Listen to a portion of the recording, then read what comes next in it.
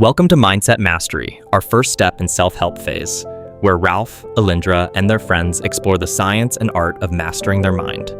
Each episode showcases a story of young professionals, how some are on top of their games, and some keep adding a lot of hard work, still lag behind. In each episode, we will cover a topic of your interest, with practical use and understanding of dealing and accepting everyday situations, challenges, or gratification. In this first episode, we talk about something deeply personal, why there is a need for self-help.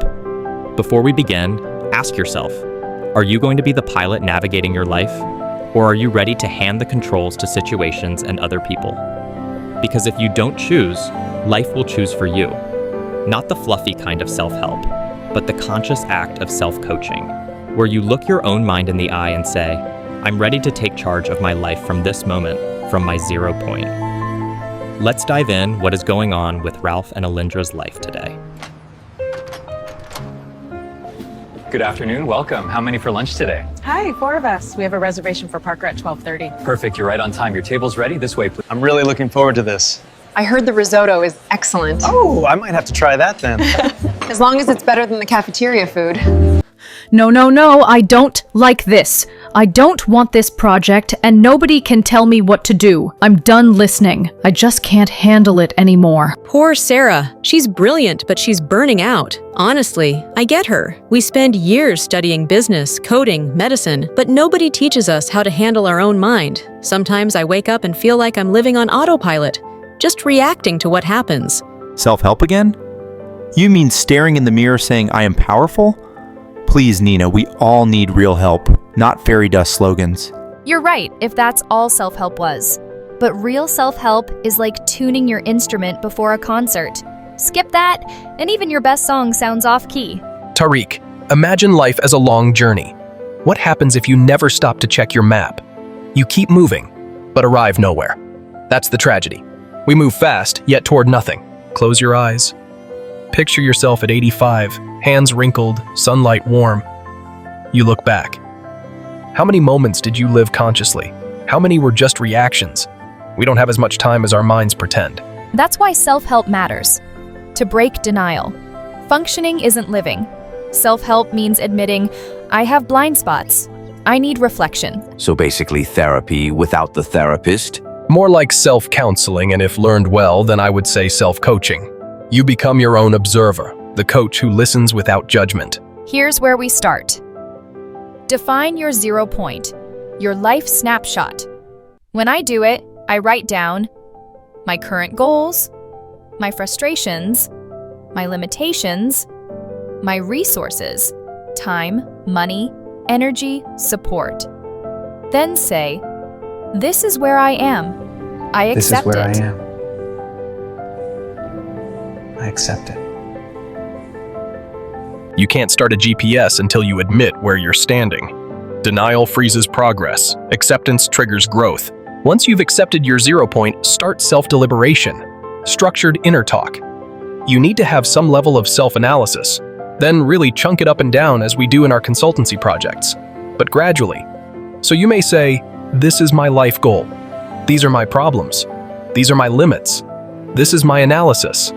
I'm ready to take off. So basically talking to yourself, not crazy? No, crazy is never talking to yourself and letting others run your mind.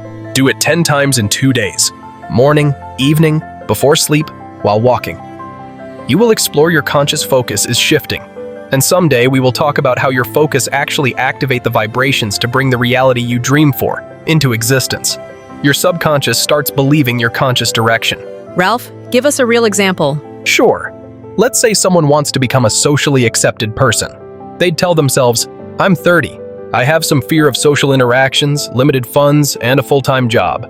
But I have passion, voice, and stories to share. I'll start small, joining community meetups, volunteering, then online forums. I'll learn from others, build confidence, and one day I'll feel at home with people. That's self-coaching. Realistic, honest, directional. Before coaching yourself, spot what blocks you. Denial, anger, emotional blackmail. Often it's not the situation. It's the story we tell ourselves. Like saying I'm fine when I'm falling apart? Exactly. We need to resolve things one by one. though they are stringed in our minds as a whole big weight. So write every problem down, then rank them. 1 urgent and controllable. 2 important but long-term. 3 out of my control. Stop fighting the ocean. Start building your boat. So self-coaching is just talking nicely to yourself? Not at all. Coaching isn't limited to self-talk. It's about the language of thoughts. Every thought has a frequency. Negative thoughts are jagged. They vibrate fast and shallow. Constructive thoughts are smooth. They resonate deeper. When you shift the language of your thoughts, you change their frequency and thus your state. That's why the alpha level matters, the relaxed brain state between wake and sleep. At alpha, your mind is receptive. Your inner voice turns into a gentle guide instead of a judge. So we don't just talk, we retune the mind. Let's agree on something. Every good coach follows rules. Like what? Well, just to keep it simple and focused, to keep it in perspective. 1. Listen without interrupting. 2. Ask honest questions, not accusations. 3. Never coach when you're angry or anxious. 4. Focus on progress, not perfection.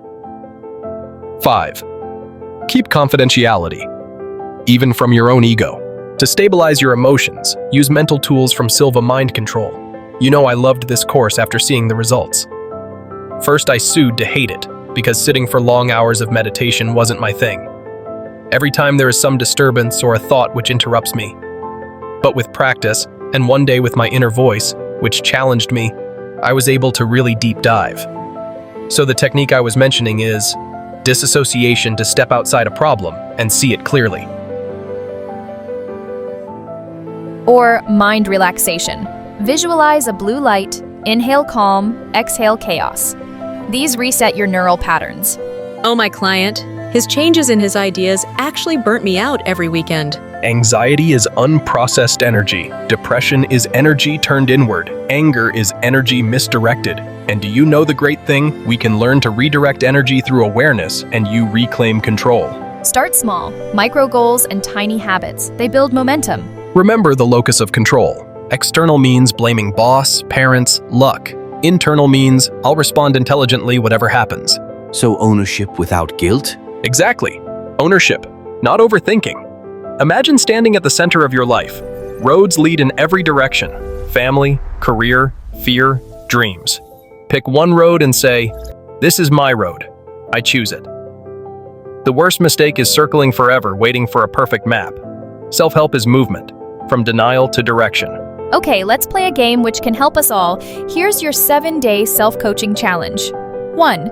Write your 0-point snapshot. 2. List your problems and prioritize them. Urgent, important, uncontrollable. 3. Practice self-deliberation 10 times in 2 days. 4. Do 1 relaxation or disassociation exercise daily. 5.